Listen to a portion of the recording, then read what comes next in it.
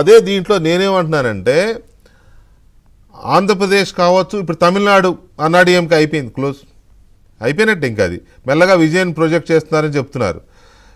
ఆంధ్రప్రదేశ్లో కూడా ఈ వస్తున్న గెలుపు ఊపుని ముందు పెట్టుకొని తెలుగుదేశం లాంటి పార్టీని కూడా డిస్టర్బ్ చేస్తుంది బీజేపీ, లేకపోతే ఇంకొక రాష్ట్రంలో ఎక్కడన్నా ప్రాంతీయ పార్టీ అక్కడ డిస్టర్బ్ చేస్తుంది అనే చర్చ జరుగుతోంది. దీని మీద మీ అవగాహన ఏంటి? ఇక్కడ బీజేపీ ఆంధ్రప్రదేశ్ లో చేయడానికి ఏం లేదు సార్. తమిళనాడులో అలాంటి ప్రయోగం చేస్తే చర్చలు పడ్డది. ఇక్కడ ఆంధ్రప్రదేశ్ లో బలమైన రీజనల్ పార్టీగా తెలుగుదేశం ఉంది. దానికి అతిపెద్ద నాయకత్వం, అతిపెద్ద వ్యవస్థ ఉంది. దాన్ని అంత ఈజీగా డిస్టర్బ్ చేయలేదు. వాళ్ళు ఏమైనా డిస్టర్బ్ చేయాలనుకుంటే పవన్ కళ్యాణ్ గారు వాళ్ళ కూటమిలో భాగస్వామ్యంగా పవన్ కళ్యాణ్ తో సన్నిహితంగా మెలుగుతున్న బీజేపీ కాబట్టి పవన్ కళ్యాణ్ తో ప్రయోగం చేస్తే ఏమవుతుంది, జగన్ పార్టీ వస్తుంది.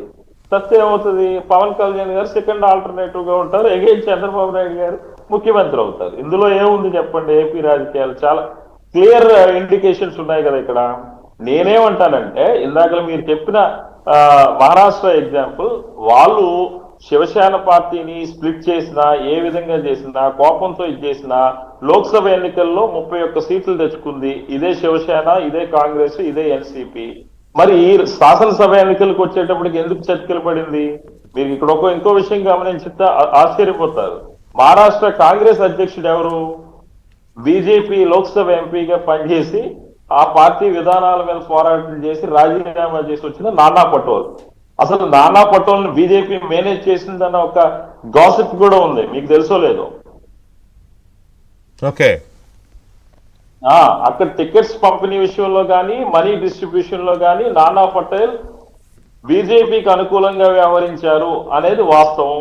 ఎవరైనా వెరిఫై చేసుకోవచ్చు. ఎందుకంటే నేను అన్ని సోర్సెస్ తో పనిచేస్తాను, మీకు తెలుసు. Because not only with bureaucracy systems, governments తో కూడా మేము ఉంటాం కాబట్టి it is a clear indication. Congress 104 స్థానాలు తీసుకుని 10% స్ట్రైక్ రేట్ తో పడిపోయిందని అంటే కాన్స్పిరసీ కాకుండా ఏముంటదండి?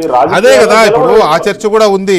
చాలా మంది మొన్న పార్లమెంట్ సీట్స్లో అన్ని ఎక్కువ సీట్లు సాధించిన కాంగ్రెస్ కూటమి ఇంత దారుణంగా ఎలా ఓడిపోయిందని అంటే ప్రజల విచక్షణ కూడా అయి ఉండొచ్చు కదా.